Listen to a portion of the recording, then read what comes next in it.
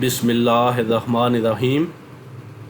मैं हूँ Amjad Awan export documentation channel पर अपने तमाम फ्रेंड्स को वेलकम कहता हूँ। आज का हमारा टॉपिक है नेगोशिएशन बिल, कलेक्शन बिल और डिस्काउंट बिल। आज हम इन तीन चीज़ों के ऊपर डिस्कस करेंगे कि नेगोशिएशन बिल क्या होता है, कलेक्शन बिल क्या होता है और डिस्काउंट बिल क्या होता है। एक्सपोर्ट के अंदर ये टर्मिनोलॉजी कॉमनली यूज़ होती है, इसलिए नए दोस्तों को ये चीज़ पता होनी चाहिए कि नेगोशिएशन बिल, कलेक्शन बिल और डिस्काउंट बिल क्या होते हैं और ये कैसे वर्किंग करते हैं। इससे पहले अपने दोस्तों से गुजारिश है कि अगर आप मेरे चैनल पर नए हैं या आपने अभी तक मेरे चैनल को सब्सक्राइब नहीं किया तो इसे सब्सक्राइब कर लें और इसके साथ बेल आइकन को ज़रूर क्लिक करें ताकि हर नई वीडियो का नोटिफिकेशन आपके पास पहुंच सके। अब अपने टॉपिक की तरफ चलते हैं।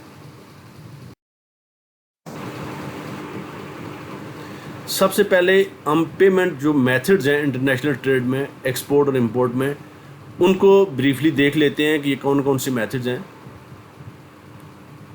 सबसे पॉपुलर और common method documentary letter of credit का है, जिसे लेटर ऑफ क्रेडिट या एलसी कहा जाता है।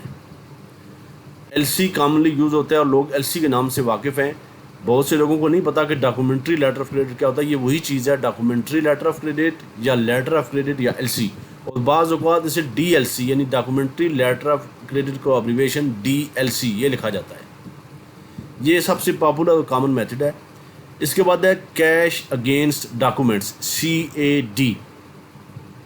CAD या कैश अगेंस्ट डॉक्यूमेंट्स जो है, इसका दूसरा नाम है डॉक्यूमेंट्स अगेंस्ट पेमेंट या DAP या DP ये भी कहा जाता है। ये एक ही चीज़ है, CAD और DAP DP एक ही चीज़ है। ये नॉन LC पेमेंट टर्म है, इसमें LC इन्वॉल्व नहीं होती। जैसे मैंने पहले अर्ज़ किया कि डॉक्यूमेंट्री लेटर ऑफ क्रेडिट या लेटर ऑफ क्रेडिट में ये चूँकि LC है, इसमें बैंक जो है एक आपकी बैंक की इन्वॉल्वमेंट है। जो इम्पोर्टर है वो अपने बैंक के पास जाता है, बैंक एक लेटर ऑफ क्रेडिट इशू करता है एक्सपोर्टर के नाम पर। इम्पोर्टर का बैंक एक्सपोर्टर के नाम पर एक लेटर ऑफ क्रेडिट इशू करता है, तो उसमें बैंक एज ए गारंटियर कह लें, एज ए प्रोमिसर कह रहे हैं, वो उसमें अपना प्रॉमिस करता है कि ये पेमेंट करेगा, ठीक है।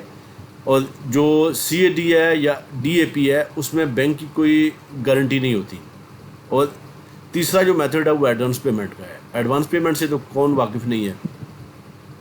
तो अब अपने टॉपिक की तरफ चलते हैं कि डिस्काउंट बिल और नेगोशिएशन बिल और कलेक्शन बिल ये क्या होते हैं। सबसे पहले हम LC मेथड में ये जो बिल्स हैं इनके ऊपर डिस्कस करेंगे। एक है जी नेगोशिएशन बिल या नेगोशिएशन बेसिस। आप जब एक्सपोर्ट करते हैं, इसके बाद अपने डॉक्यूमेंट्स अपने बैंक में प्रेजेंट करते हैं, तो आप अपने बैंक से कहते हैं कि ये डॉक्यूमेंट नेगोशिएट करें। अब ये जैसे नीचे मैंने मेंशन कर दिया, it's mean that your bank will check all documents and confirm that's all documents are as per LC। आपका बैंक आपके डॉक्यूमेंट को डीपली चेक करता है। चेक करने के बाद फिर वो कंफर्म करता है कि डॉक्यूमेंट एज़ पर LC हैं, एज़ पर कंप्लाइंस हैं, यानी LC के अंदर जो जो रिक्वायरमेंट्स हैं ये डॉक्यूमेंट्स वो पूरे कर रहे हैं। इसमें इंटरनेशनल चैम्बर ऑफ कॉमर्स के जो रूल्स रेगुलेशन हैं वो सारे पूरे हो रहे हैं और ये डॉक्यूमेंट्स कंफर्म करेगा बैंक आपका कि एज़ पर कंप्लाइंस हैं। अगर आपके डॉक्यूमेंट्स में कोई डिस्क्रिपेंसी बैंक पॉइंट आउट करता है तो फिर वो आपको इन्फॉर्म करेगा, इंटीमेट करेगा कि आपके डॉक्यूमेंट में ये डिस्क्रिपेंसी है, आप इसको रिमूव करें। वो डिस्क्रिपेंसी रिमूव हो सकती है, उसमें डॉक्यूमेंट्स की शॉर्टेज हो सकती है, कोई डॉक्यूमेंट आपका शॉर्ट है या डॉक्यूमेंट के अंदर जो डिक्लेरेशन आपने दी है वो कंप्लीट नहीं है या कोई इस तरह की कमी पेशी है, तो आप उसको दूर कर सकते हैं। यूजली जो डिस्क्रिपेंसीज होती हैं वो आप रिमूव कर सकते हैं। कुछ ऐसी भी होती हैं जिन्हें आप रिमूव नहीं कर सकते। सपोज़ आपने शिपमेंट ही लेट दी है, जो शिपमेंट डेट है आपने 15 दिन बाद शिपमेंट दी है, 15 डेज़ बाद शिपमेंट आपने किया, तो आप उसको कैसे रिमूव कर सकते हैं? उसको नहीं कर सकते। लेकिन जो दूसरी डिस्क्रिपेंसीज हैं वो यूजली आप रिमूव कर सकते हैं। तो ये नेगोशिएशन बेस के ऊपर जब ये डॉक्यूमेंट्स आपके जाएंगे, आपका बैंक एक कंप्लाइंस सर्टिफिकेट देगा, उसके साथ इंपोर्टर के बैंक को आपके डॉक्यूमेंट के साथ एक सर्टिफिकेट भेजेगा और वो कंफर्म करेगा कि ये डॉक्यूमेंट एज़ पर कंप्लाइंस हैं। तो जब सामने वाले बैंक के पास ये डॉक्यूमेंट्स जाएंगे, फिर वो डॉक्यूमेंट को एग्जामिन करने के बाद आपके बैंक को रिस्पॉन्स करेगा, उसको पेमेंट कर देगा, यानी विद इन 5 बैंकिंग डेज वो आपके बैंक को पेमेंट कर देगा। अगर सामने वाला बैंक इंपोर्टर का बैंक डॉक्यूमेंट में कोई डिस्क्रिपेंसी रेज करता है, पॉइंट आउट करता है कि ये डिस्क्रिपेंसी है, तो वो आपके बैंक को लिखेगा। आपके बैंक ने चूँकि डॉक्यूमेंट्स चेक किए हुए हैं और एक सर्टिफिकेट इशू किया हुआ है, तो आपका बैंक जो है इस पर कॉन्फिडेंट है कि डॉक्यूमेंट एज़ पर कंप्लाइंस है, तो फिर उस बैंक को वो आर्गूमेंट करेगा कि भाई इसमें क्या डिस्क्रिपेंसी है। तो यानी कहने का मकसद यह है कि आपका बैंक आपके साथ स्टैंड करेगा और कहेगा कि डॉक्यूमेंट एज़ पर कंप्लाइंस हैं। तो इसमें कभी कभार ऐसा हो जाता है, लेकिन यूजली ऐसा ही होता है कि जब आपके बैंक ने कंफर्म कर दिया कि डॉक्यूमेंट कंप्लाइंस हैं, तो फिर सामने वाले बैंक की तरफ से ऑब्जेक्शन नहीं आना चाहिए और नहीं आता। कभी कभार किसी केसेस में, किसी एक आध केस में जो है इस तरह का कोई ऑब्जेक्शन आ जाए, यूजली नहीं आता। तो इसमें आप कोशिश करें जब भी आप एलसी के डॉक्यूमेंट्स अपने बैंक में सबमिट करें तो बैंक से कहें कि डॉक्यूमेंट को नेगोशिएट करें ना, हमने डॉक्यूमेंट नेगोशिएशन बेसिस के ऊपर भेजने हैं। तो इसमें ये आपके लिए प्रॉब्लम नहीं होगी, पेमेंट आपकी सेफ़ एंड सिक्योर हो जाएगी जब सामने वाले बैंक के पास जाएंगे, क्योंकि आपके बैंक ने सारे डॉक्यूमेंट्स चेक किए हुए हैं, तो उसमें कोई ऐसा इशू नहीं होता और पेमेंट आपकी किसी हर्डल के बगैर आपको मिल जाती है। अब दूसरा चीज़ है जी कलेक्शन मेथड। अब कलेक्शन में होता यह है कि जब आप अपने बैंक में डॉक्यूमेंट्स सबमिट करते हैं, तो आपने अगर बैंक से कहा कि डॉक्यूमेंट कलेक्शन को भेजने हैं, तो आपका बैंक डॉक्यूमेंट्स को चेक नहीं करेगा, उसको डीपली चेक नहीं करेगा, बस ऐसे ही देख लेगा और वो आपके डॉक्यूमेंट सेम डे या नेक्स्ट वर्किंग डे वो डॉक्यूमेंट फॉरवर्ड कर देगा। इसमें होता यह है कि अगर सामने वाला बैंक, इंपोर्टर का बैंक, कोई डिस्क्रिपेंसी रेज करता है, तो फिर आपका बैंक आपके साथ स्टैंड नहीं करेगा, क्योंकि आपके बैंक ने तो डॉक्यूमेंट को डीपली चेक ही नहीं किए। तो उसमें यह है कि आपको पेमेंट इशू आ सकता है। यूजली कलेक्शन पे जो डॉक्यूमेंट्स जाते हैं उसमें कोई डिस्क्रिपेंसी होती है, तो फिर वो कलेक्शन के ऊपर भेज दिए जाते हैं। जब डिस्क्रिपेंसी होती है तो डॉक्यूमेंट्स कलेक्शन पे जब आप भेजते हैं, तो फिर आप अपने इंपोर्टर से पहले बात करते हैं कि भाई ये डॉक्यूमेंट में डिस्क्रिपेंसी है, शिपमेंट लेट है, या ये जो भी प्रॉब्लम है उसमें आप उसको उसके सामने रखते हैं। तो वो आपसे प्रॉमिस करता है कि मैं डॉक्यूमेंट एक्सेप्ट कर लूँगा। तो फिर ये डॉक्यूमेंट जब सामने वाले बैंक में जाते हैं तो वो डिस्क्रिपेंसी आपका वो बैंक जो सामने वाला बैंक है, इंपोर्टर का बैंक, वो रेज करता है। फिर वो इंपोर्टर से कॉन्टैक्ट करेगा कि ये आपके डॉक्यूमेंट्स आए हुए हैं, ये डिस्क्रिपेंसीज हैं। इंपोर्टर उसको एक्सेप्ट कर लेता है, तो फिर वो बैंक आपको पेमेंट कर देगा। लेकिन यह है कि जब कलेक्शन पर डॉक्यूमेंट्स जाते हैं तो फिर आपको गारंटी नहीं होती पेमेंट की, क्योंकि अगर वो इंपोर्टर आपके डॉक्यूमेंट को रिजेक्ट करे और शिपमेंट ही ना ले, तो फिर वो बाउंड नहीं है, वो उसमें उसके पास ये राइट है कि आपके डॉक्यूमेंट को रिजेक्ट कर दे, शिपमेंट को रिजेक्ट कर दे। तो यूजली जो ट्रेडर होते हैं उनसे बच के रहना चाहिए कि वो ऐसा कर सकते हैं जब प्राइस ऊपर चली जाए। आपने कोई चीज़ किसी ट्रेडर को सेल की, जो एंड बायर होते हैं, एंड यूज़र होते हैं, वो तो नहीं करते, उन्होंने तो उसको उनका तो एक चेन चल रहा होता है, प्राइस ऊपर नीचे हो जाती है तो भी वो एक्सेप्ट कर लेते हैं, क्योंकि उनकी प्रोडक्शन उसमें अफेक्ट करती है। तो लेकिन जो ट्रेडर होते हैं उन्होंने तो प्रॉफिट कमाना होता है। तो उसमें यह है कि अगर डिस्क्रिपेंट डॉक्यूमेंट है और किसी ट्रेडर को आपने डॉक्यूमेंट्स दिए हुए हैं, शिपमेंट दी हुई है, तो फिर वो आपके डॉक्यूमेंट को रिजेक्ट कर सकता है, रिफ्यूज़ कर सकता है, इससे आपकी शिपमेंट फंस सकती है। तो आप कोशिश करें कि अपने डॉक्यूमेंट नेगोशिएशन बेस के ऊपर भेजें, कलेक्शन के ऊपर ना भेजें। जब मजबूरी होती है तो फिर कलेक्शन पे भी भेजने पड़ते हैं। जो आपका रेगुलर बायर होता है, रेगुलर जो आपसे शिपमेंट कर रहा है, वहाँ आपको कोई इशू नहीं होता, आप कलेक्शन पर डॉक्यूमेंट भेज सकते हैं। और उसमें कुछ छोटी मोटी ऊंच नीच हो जाती है डॉक्यूमेंट में, लेट शिपमेंट होगी, एलसी एक्सपायर होगी, तो वो चूँकि वो आपका रेगुलर बायर है, उसको पता है, तो वो आपके डॉक्यूमेंट एक्सेप्ट कर लेता है। यूजली एक चीज़ मैं बताऊँ कि डॉक्यूमेंट एक्सेप्ट कर ली जाते हैं, नेगोशिएशन पे भी तो होते ही हैं, कलेक्शन पे भी एक्सेप्ट कर ली जाती हैं। बहुत कम केसेस में ऐसा होता है कि डॉक्यूमेंट रिफ्यूज़ हों, लेकिन हो सकते हैं और हो भी जाते हैं, लेकिन हर केस में ऐसा नहीं होता। तो अब हम नेक्स्ट अपने उसकी जो हमारा टॉपिक है डिस्काउंट बिल, उसके ऊपर डिस्कस करते हैं कि वो क्या चीज़ है। डिस्काउंट बिल,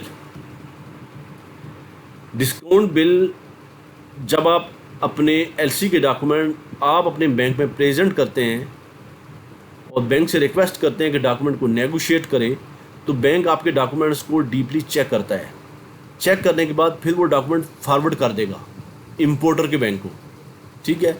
ऐसी सूरत में आपकी पेमेंट आने में कुछ टाइम लगता है, यानी आपका बैंक ने जो आपके नेगोशिएशन के ऊपर डॉक्यूमेंट्स हैं, उसमें बैंक के पास 5 बैंकिंग डेज़ का टाइम होता है। 5 बैंकिंग डेज़ में उसने वो डॉक्यूमेंट चेक करने हैं, 1 दिन में करे, 2 में करे, 4 में करे, 5 में करे। 5 बैंकिंग डेज़ जो रूल्स हैं उसके तहत उसके पास टाइम है। तो वो 5 बैंकिंग डेज़ में उसने डॉक्यूमेंट आपके चेक किए, फिर उसने फॉरवर्ड किए इंपोर्टर के बैंक को। 3-4 दिन 5 दिन लग गए कुरियर के, फिर बीच में छुट्टियां भी आ जाती हैं, संडे आ गया, सैटरडे संडे बैंक बंद होते हैं। आप उस बैंक के पास गए, फिर वो 4-5 दिन उसके पास टाइम होता है 5 डेज़ का, रूल्स के तहत वो डॉक्यूमेंट को चेक करेगा, इसके बाद आपके बैंक को पेमेंट करेगा। तो इसमें तकरीबन 2 वीक्स या इससे ऊपर नीचे लग जाते हैं। यानी 5 बैंकिंग डेज आपके बैंक का टाइम है, 5 उसका है, बीच में कुरियर के भी टाइम आप काउंट कर लें, बीच में जो संडे आ गया, सैटरडे संडे और कोई और छुट्टी आ गई, तो ये सारे चीज़ें करके 14-15 दिन या इससे ज़्यादा भी लग सकते हैं। तो इसके बाद जब ये पेमेंट आपके पास आती है 15 दिन के बाद, तो आपकी प्रोडक्शन चल रही है, आपका जो फाइनेंस की प्रॉब्लम है वो आ सकते हैं आपको। तो ऐसी सूरत में जब आप नेगोशिएशन के ऊपर अपने बैंक में डॉक्यूमेंट प्रेजेंट करते हैं, तो आप अपने बैंक से कहते हैं कि डॉक्यूमेंट को डिस्काउंट कर लें। अब ऐसी सूरत में बैंक ने डॉक्यूमेंट को जब कंप्लाइंस चेक किया कि एज़ पर कंप्लाइंस है, वो आपको फौरी तौर पर पेमेंट कर देगा। वो यानी वो डॉक्यूमेंट्स आपसे परचेज कर लेगा। इसे कहा जाता है ये डिस्काउंट बिल। ये आपका बिल डिस्काउंट कर दिया आपके बैंक ने, आपको फौरी तौर पर पेमेंट कर दी। फिर डॉक्यूमेंट उसने फॉरवर्ड कर दिए इंपोर्टर के बैंक को, और फिर वहाँ से 15 दिन, 20 दिन, 10 दिन, 8 दिन, जितने दिन बाद भी पेमेंट वहाँ पे आई, वो आपकी पेमेंट आ गई, पेमेंट रिलीज़ हो गई। तो लेकिन यह कि आपको पेमेंट बैंक ने फौरी तौर पर कर दी, आपके डॉक्यूमेंट्स अभी इधर ही हैं, यहाँ से गए नहीं हैं या जा रहे हैं, तो बैंक ने आपको पेमेंट कर दी। तो इसे कहा जाता है बैंक आपने डॉक्यूमेंट डिस्काउंट करा लिए हैं, या ये डिस्काउंट बिल है। तो आप सोचते होंगे कि इसमें बैंक को क्या फ़ायदा है। बैंक को ये फ़ायदा है कि बैंक को एक्सचेंज रेट का इसमें मार्जिन मिलता है। एक्सचेंज रेट में जो आप अभी डॉक्यूमेंट आपने डिस्काउंट कराए हैं उसमें, और जो 12 दिन बाद, 15 दिन बाद आपको जो पेमेंट आनी है, उसमें कुछ डिफरेंस होता है, वो बैंक को वो मार्जिन मिल जाता है। इसके ऊपर मेरी अलग से वीडियो मौजूद है एक्सचेंज रेट के ऊपर। मैं इसके बाद एक और वीडियो एक्सचेंज रेट के ऊपर ज़्यादा डिटेल के साथ बनाऊँगा, आप वो भी देख लीजिएगा। एक पहले भी वीडियो मौजूद है एक्सचेंज रेट के ऊपर कि बैंक को उसमें कैसे जो है वो मार्जिन मिलता है, उसके ऊपर अलग से मैं वीडियो बनाऊंगा डिस्काउंट रेट के ऊपर। फिलहाल आप ये समझ लीजिए कि बैंक को डिस्काउंट करने से कुछ मार्जिन मिल जाता है एक्सचेंज रेट में। अच्छा, अब उसमें यह है कि आपकी कुछ एलसी एट साइट के डॉक्यूमेंट्स होते हैं, कुछ एलसी यूज़ान होती है। यानी यूज़ान एलसी से मुराद यह है कि आपने क्रेडिट के ऊपर शिपमेंट की हुई है, क्रेडिट के ऊपर शिपमेंट की है, 30 डेज़ या 60 डेज़ या 90 डेज़ क्रेडिट के ऊपर दी हुई है। तो अब आप सोचते होंगे कि साइट एलसी में बैंक डॉक्यूमेंट डिस्काउंट कर लेगा, तो जो यूज़ान एलसी है उसमें बैंक आपकी साइट एलसी को भी, उस पर भी डॉक्यूमेंट डिस्काउंट कर लेगा, और जो आपकी यूज़ान एलसी है यानी 60 डेज़ पे है, 90 डेज़ पे, 120 डेज़ पे है, वो भी डिस्काउंट कर लेगा। आपको फौरी तौर पर पेमेंट कर देगा। आपको वहाँ से पेमेंट आनी है 60 डेज़ बाद। आपने 60 डेज़ क्रेडिट के ऊपर शिपमेंट की हुई है, लेकिन एलसी इन्वॉल्व है। बैंक ने आपके डॉक्यूमेंट्स को चेक किया, डॉक्यूमेंट्स जो है एज़ पर कंप्लाइंस हैं, उसने आपका बिल डिस्काउंट कर दिया। आपने रिक्वेस्ट की, उसने आपका बिल डिस्काउंट कर दिया, आपको पेमेंट कर दी। फिर वो 60 डेज़ के बाद पेमेंट वहाँ से आएगी, तो वो आपकी क्लियरेंस होगी, आपके सारे मैटर्स जो है बैंक के साथ क्लियर हो गए। तो साइट एलसी में तो यह है कि आपको 15 दिन बाद, 10-12 दिन बाद, 15 दिन बाद पेमेंट आ गई। लेकिन जो यूज़ान एलसी होती है उसमें 60 डेज़ है, 30 डेज़ है, 90 डेज़ है, 120 डेज़ भी हो सकता है। तो इसके बाद बैंक को पेमेंट मिलेगी। अब उसमें भी ऐसा है कि जो एक्सचेंज रेट आपको साइट एलसी में मिलता है, दूसरी एलसी में जो यूज़ान एलसी होती है 60 डेज़ या 90 डेज़, आपको वो एक्सचेंज रेट नहीं मिलता, उससे कम मिलता है। जैसे पहले मैंने गुजारिश किया है कि इसके ऊपर एक वीडियो मौजूद है, मैं एक और मज़ीद वीडियो डिस्काउंट रेट के ऊपर या एक्सचेंज रेट के ऊपर बनाऊंगा कि उसमें बैंक को क्या मार्जिन मिलता है, वो अलग से एक वीडियो उसके बाद आएगी। आप फ़िलहाल ये समझ लीजिए कि डिस्काउंट में आपने अपने बैंक को डॉक्यूमेंट अपने सेल कर दिए हैं। एक्सपोर्ट के एलसी के डॉक्यूमेंट आपने अपने बैंक को सेल कर दिए हैं, बैंक ने आपसे डॉक्यूमेंट्स परचेज़ करके आपको पेमेंट कर दी है। और यही डॉक्यूमेंट्स जो हैं, अब दोस्त होंगे कि डॉक्यूमेंट्स जो हैं, जो नए दोस्त हैं कि डॉक्यूमेंट परचेज़ करने का क्या मकसद है। ये जो डॉक्यूमेंट्स हैं इसके अगेंस्ट शिपमेंट की हुई है, यानी ये डॉक्यूमेंट्स, इनकी वैल्यू शिपमेंट के इक्वल है। जो आपने शिपमेंट की हुई है, जो एक्सपोर्टर ने शिपमेंट की है, इनकी वैल्यू उस शिपमेंट के इक्वल है, क्योंकि ये डॉक्यूमेंट्स होंगे तो इम्पोर्टर वो शिपमेंट रिलीज़ करवाएगा। तो इस तरह ये डिस्काउंट बिल कहलाता है। अब ये एलसी के मैटर तो हो गए। अच्छा, अब ये एक चीज़ और याद रखिए कि डिस्काउंट बिल जो होता है वो एलसी डॉक्यूमेंट्स के ऊपर होता है, नॉन एलसी डॉक्यूमेंट्स के ऊपर डिस्काउंट नहीं होता, उसमें बैंक आपको डिस्काउंट नहीं देगा। अच्छा, इसमें अगर आपके कलेक्शन के ऊपर भी डॉक्यूमेंट हैं तो भी आपको बैंक डिस्काउंट कर देगा।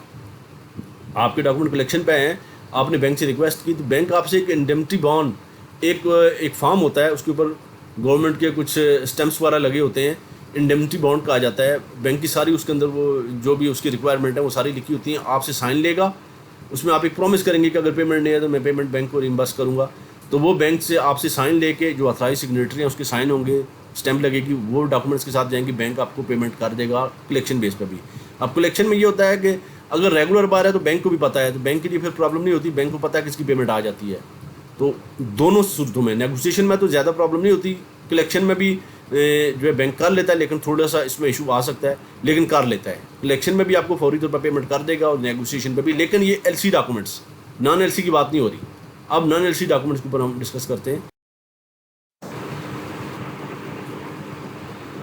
जैसे DAP CAD जो मेथड है पेमेंट का, ये एक नॉन एलसी मेथड है, इसमें एलसी इन्वॉल्व नहीं होती। इसमें जो भी आपके डॉक्यूमेंट्स जाएंगे वो कलेक्शन पे जाएंगे। इसमें नेगोशिएशन वाले कोई वो नहीं है, कोई इशू नहीं है कि इसमें डॉक्यूमेंट नेगोशिएट नहीं हो सकते, क्योंकि इसमें बैंक की इन्वॉल्वमेंट नहीं है पेमेंट के सिलसिले में। यानी बैंक का कोई प्रॉमिस नहीं है, पेमेंट तो बैंक ही करेगा। इसमें ये प्रोसीजर होगा कि आपके डॉक्यूमेंट्स आपके बैंक ने इंपोर्टर के बैंक को फॉरवर्ड किए हैं, वो इंपोर्टर से कहेगा कि आपके पेमेंट आपके डॉक्यूमेंट्स आए हुए हैं DAP पे या CAD पे, आप आए पेमेंट करें और डॉक्यूमेंट्स रिलीज़ करवा लें। तो फिर वो इंपोर्टर आपसे अपने बैंक से वो डॉक्यूमेंट पेमेंट करने के बाद रिलीज़ करवा लेगा, फिर वो पेमेंट आपको मिल जाएगी। इसमें डॉक्यूमेंट डिस्काउंट नहीं होते, ये नॉन एलसी डॉक्यूमेंट है, ये बैंक इसमें डिस्काउंट नहीं करेगा आपको। अब नेक्स्ट मेथड पे चलते हैं। नेक्स्ट है जी 100% एडवांस पेमेंट। 100% एडवांस पेमेंट में जो भी डॉक्यूमेंट्स हैं वो आपने खुद इंपोर्टर को भेजने, इसमें बैंक की इन्वॉल्वमेंट नहीं होती। शिपमेंट हुई, आपने डायरेक्ट, चूँकि आपके पास 100% पेमेंट आई, आपने डायरेक्ट डॉक्यूमेंट्स इंपोर्टर को भेज दिए हैं और एक कापी आपने अपने बैंक को भी दे दी है उसके रिकॉर्ड के लिए कि ये जो पेमेंट आई थी। क्योंकि पेमेंट एडवांस पेमेंट में भी आपके कंपनी के अकाउंट में आनी चाहिए, याद रखें, पर्सनल अकाउंट में ना नहीं आनी चाहिए। और जो इंपोर्टर है उससे भी ये कहें कि वो पेमेंट कंपनी के अकाउंट से ही करे, वो अपने पर्सनल अकाउंट से पेमेंट ना करे। बीच में किसी दोस्त ने मुझे बताया था कि उसके पास जो पेमेंट आई है वो इंपोर्टर ने अपने पर्सनल अकाउंट से कर दी है। तो फिर बैंक को जब डॉक्यूमेंट्स बनाने लगे तो बैंक को एक प्रॉब्लम आ गई, बैंक को इशू आ गया। बैंक ने कहा जी हम तो डॉक्यूमेंट्स उसके नाम बनाएंगे जहाँ से पेमेंट आई है, तो वो तो एक इंडिविजुअल के पेमेंट अकाउंट से पेमेंट आई थी। तो फिर उन्होंने मुझसे कॉन्टैक्ट किया, भाई ये इशू है। तो फिर मैंने भी थोड़ा सा उसमें देखा, तो मेरी समझ में फिर एक चीज़ आई, मैंने उन्हें गाइड किया, तो फिर वो उनका मैटर सॉल्व हो गया। उसमें ये होगा कि चूँकि वो प्रोपराइटर था बंदा जिसने वो पेमेंट की थी, तो मैंने उनसे कहा था कि अगर वो प्रोपराइटर है तो फिर मसला हल हो सकता है। प्रोपराइटर का नाम लिखें जिसने पेमेंट किया, नीचे उसकी कंपनी का नाम लिख दें, एड्रेस में उसकी कंपनी का नाम लिख दें।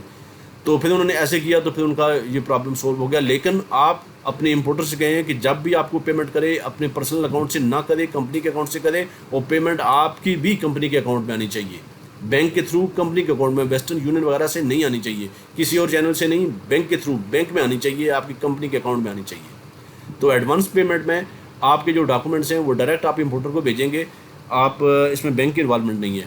और दूसरी गुजारिश ये है, अपने दोस्तों से गुजारिश मैं करना चाहूँगा, क्योंकि कुछ दिन पहले मेरे नॉलेज में ये चीज़ आई है कि इंडिया के किसी एक्सपोर्टर ने इंडिया के किसी एक्सपोर्टर ने, जो नया एक्सपोर्टर था, उसने एक्सपोर्ट करने के बाद, मेरा सब्सक्राइबर तो नहीं है, किसी और का है, लेकिन मेरे नॉलेज में ये चीज़ आई है कि उसने डायरेक्ट डॉक्यूमेंट इंपोर्टर को भेज दिए। इंपोर्टर को जब वो डॉक्यूमेंट्स मिले उसने कार्गो रिलीज़ करवा ली और उसको पेमेंट नहीं की। आप जब भी डॉक्यूमेंट्स भेजें अपने बैंक के थ्रू भेजें, सिवाय इसके कि जब आपके पास 100% पेमेंट आ चुकी हो, 100% पेमेंट आपको मिल चुकी है, फिर आप डायरेक्ट डॉक्यूमेंट भेज सकते हैं। लेकिन अगर 10% भी पेमेंट आपकी बाकी है, बैलेंस है, तो आपने कभी भी डॉक्यूमेंट डायरेक्ट इंपोर्टर को नहीं भेजने। अपने बैंक के थ्रू उसके बैंक में, उससे इंपोर्टर से उसके बैंक का नाम, एड्रेस, कंप्लीट डिटेल लें, कॉन्टैक्ट डिटेल लें, और फिर अपने बैंक से उसके बैंक में भेजें डॉक्यूमेंट। अदरवाइज़ आपके साथ फ्रॉड हो सकता है, जैसे मैंने बताया आपको कि इंडिया के किसी दोस्त के साथ फ्रॉड हो गया है। तो ये 3 चीज़ें थी, एक नेगोशिएशन बिल, कलेक्शन बिल और डिस्काउंट बिल। डिस्काउंट बिल जैसे फिर मैंने एक बार ब्रीफ कर दूं कि ये एक्सपोर्ट में जो आपकी LC आई होती है, LC के ऊपर जो आपकी शिपमेंट होती है, उसमें बैंक आपको डिस्काउंट दे सकते हैं। आपके डॉक्यूमेंट आपसे परचेज़ करके आपको फौरी तौर पर पेमेंट कर देगा। पेमेंट फिर 10 दिन, 15 दिन, महीना, 2 महीने, जैसे भी उसका टेन्योर है, आती रहेगी। तो वीडियो अच्छी लगे तो लाइक करें, अपने दोस्तों से शेयर करें।